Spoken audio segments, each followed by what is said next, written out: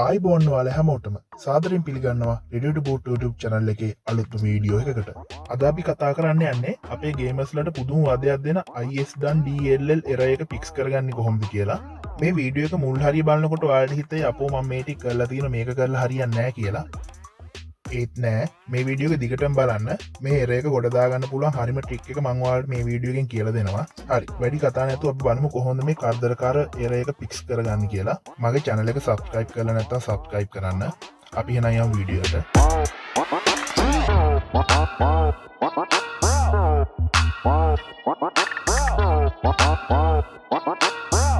හරි, මුලින්ම මම මේ දීලා තියෙන DLL ෆයිල් එක download කරගන්න. මම link එක description එකේ දාන්නම්. ඒ ෆයිල් එක Windows වල System 32 කියන ෆෝල්ඩර් එකට copy කරන්න.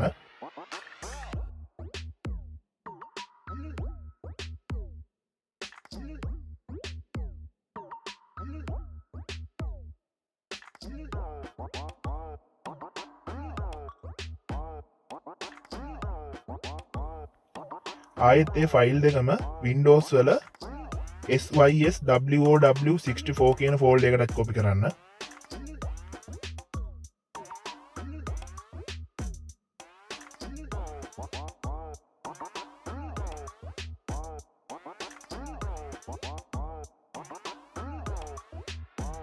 හරි, ඊළඟට ඩෙස්ක්ටොප් එකේදී වින්ඩෝ කී එකයි R කී එකයි ප්‍රෙස් කරලා run command එක ඕපන් කරන්න. ඔතනට temp කියලා ගහලා ඕකේ කරන්න. ෆෝල්ඩර් එකක් ඕපන් වෙයි. ඒ ෆෝල්ඩර් එකේ තියෙන ඔක්කොම මකලා දාන්න.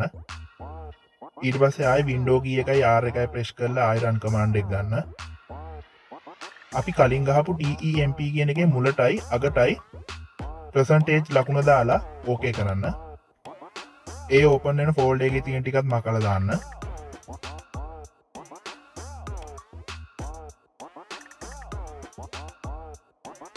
ඊට පස්සේ ආයෙත් run command එක අරගෙන prepetch කියලා type කරලා ඕකේ කරන්න. ඊළඟට ඕපන් වෙන ෆෝල්ඩර් එකත් ඔක්කොම මකලා දාන්න.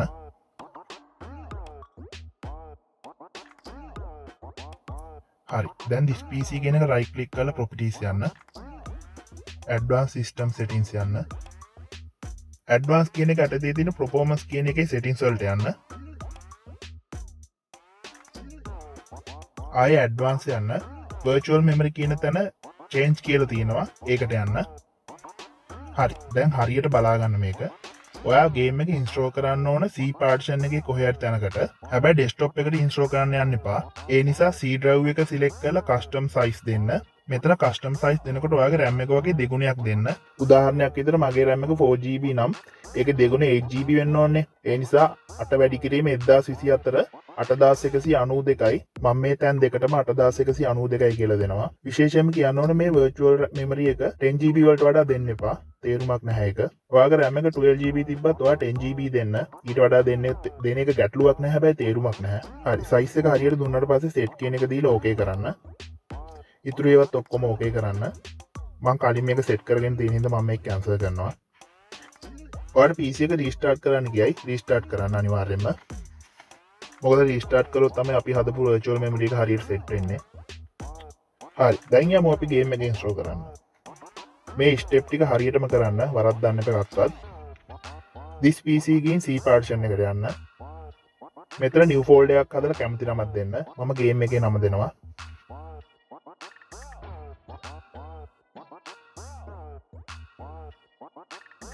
හරි, දැන් ඔය game setup එකේ තියෙන zip file එක double click කරලා open කරන්න. දැන් extract to කියන එක click කරලා අපි C partition එක හදාගත්ත folder එක select කරලා ඒකට අපේ setup එක extract කරගන්න.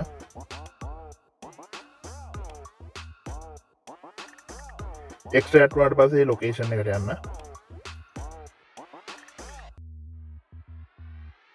හරි, සමහරට උතන ඔයාලට බලා ගන්න පුළුවන් අපේ setup එක verify කරගන්න පුළුවන් option එකක් දීලා තියෙනවා. ඒක තියෙනවා නම් මුලින්ම මේක click කරලා අපේ setup එක verify කරගන්න. හරි, මේ විදිහට ඔක්කොම කොළ පාට වටනවා කියන්නේ අපේ setup file එකේ ගැටලුවක් නැහැ කියන එක. සමහර ටිකක් අර රතු පාට වෙලා තිබුණොත් ඒ කියන්නේ අපේ setup file එකේ file එක damage වෙලා නැත්නම් file එකක් missing වෙලා කියන එක.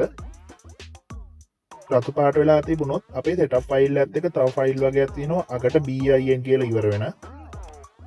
අපි verify කරගත්ත තැන තියෙන නමයි setup folder එක ඇතුලේ තියෙන නමයි හරිද කියලා බලන්න. සමහරට මේ නම වෙනස් වුණත් මේ කතන්දරේ වෙනවා. හරි මම හිතනවා වගේ setup එකේ ගැටලුවක් නැතුව ඇති කියලා. හරි දැන් game එකේ setup එක right click කරලා properties යන්න. compatibility කියන එකට ගිහින් run this program කියන එකට Windows 7 කියන එක දෙන්න.